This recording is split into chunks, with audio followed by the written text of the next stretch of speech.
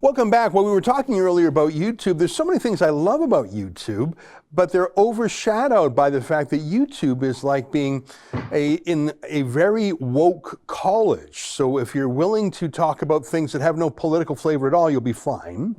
If you're willing to engage in very woke politics, you'll be fine. But if you dare to be conservative in any way, or a critical or a skeptic in any way, you'll find yourself thrown out. It's increasingly inhospitable to folks like, well, us here at Rebel News. As you know, earlier this year, we were suspended for a week. We were demonetized completely, and we live in fear of being shut down imminently. It literally could happen as soon as next week when YouTube says they're going to shut down an enormous number of accounts, and they won't say who. It's a little bit terrifying. But one of the things that it's done to be under YouTube's woke rule is made us look around at other alternatives. As you may know, every day at noon, we do a live stream, and then we have that live stream now on 4 platforms. YouTube, a Canadian startup called superu.net, an American crypto-based channel called Odyssey, and the surprise hit, at least for me, is a Toronto-based company called Rumble.com. And what's so much fun about Rumble, fun's the wrong word, what's so refreshing and so hopeful, is we've only been putting our videos on Rumble for about a month or two, and we already have more people on any given live stream watching us on Rumble than on YouTube, where we have almost 1.5 million subscribers. How can it be that Rumble, which we just joined this year, has more people watching us than on YouTube? I think the only answer is that YouTube suppresses us, like I say, because we're conservative. Well, I'm enjoying being on Rumble. It may be the only place we're allowed to be soon. And we have exciting news, which is that Peter Thiel, one of the few liberty-minded folks left in big tech, he and others have decided that Rumble could well be the video future. And joining us now via Skype from Washington, D.C. is Breitbart.com's senior tech editor, Allum Bokhari, with the news. Allum, great to see you again. Peter Thiel has decided that Rumble is the competitor, the YouTube slayer. Am I right? It seems to be the case, yeah. And actually, Peter Thiel's making a lot of political donations at the moment. In addition to this donation to an alternative tech platform, which is fighting censorship, he's also donating to Blake Masters, his deputy, who's rumored to be considering a Senate run in Arizona, to J.D. Vance, the author, who's probably running for the Senate in Ohio. So Thiel seems to be taking more of an active role in fighting against the woke culture that's taking over America and that took over Silicon Valley.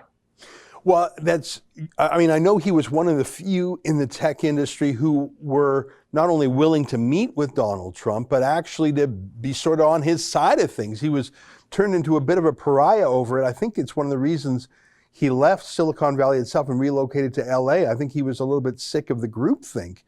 He was ahead of the curve on that, that's for sure. You're talking about political donations, and that's always interesting. I think a billionaire gives a donation for ideological reasons or for reasons of influence or connection and make sure his phone calls get returned. But investing in Rumble.com, and I should disclose that I have a very small sliver of Rumble.com as well, that's a statement, I think, that Peter Thiel believes in the platform. I mean, it's different than a donation, which you never expect to get anything back from a politician. I think Thiel, not only through his money and through his connections in Silicon Valley, is saying we actually need something else besides YouTube and Google, don't we? Yeah, and there is a huge and growing market for this stuff. I can't remember, but Parler, the alternative to Twitter, had a huge valuation before it got shut down by Amazon. And it just shows you that people are getting sick of the mainstream platforms. The fact you were saying earlier in the intro that you get more views on Rumble now than on YouTube is huge, and it shows you how YouTube has really sacrificed a big chunk of its audience by caving into the mainstream media's demands for censorship on so many occasions. Yeah, and I never would have guessed that. I mean, I thought, okay, so maybe people aren't that interested in what I have to say. I mean, it wasn't a false modesty. I thought, oh, okay, so only a few thousand people want to watch our live streams. That doesn't really make sense if we had 1.45 million people who positively said, no, no, no, we want to hear what you have to say. And only 1/10% ever watched. We go on Rumble, and almost our first day, we have more people watching on that platform. I mean, I don't want to sound conspiratorial, but I'm certain that's YouTube's explicit policy of boosting woke content and corporate content and de-boosting alternative content. I mean, I don't know what any other explanation could be if we're getting less than 1/10% of our subscribers tuning in on YouTube and we're overwhelmed on Rumble the first day. I don't know. Maybe there's another explanation for that. What do you think, Allum?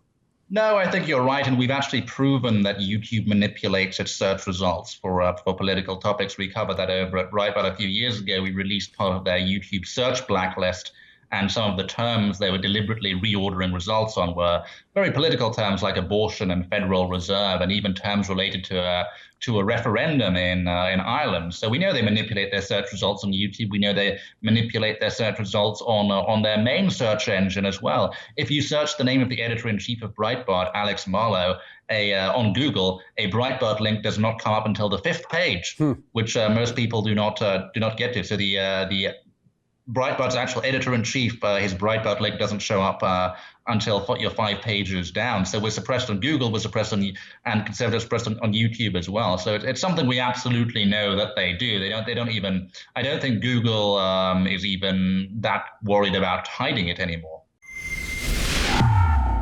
That's an excerpt from my daily show, The Ezra Levant Show. Every day I do a monologue on the news of the day, then I interview an interesting guest, and then I read my hate mail. You gotta subscribe.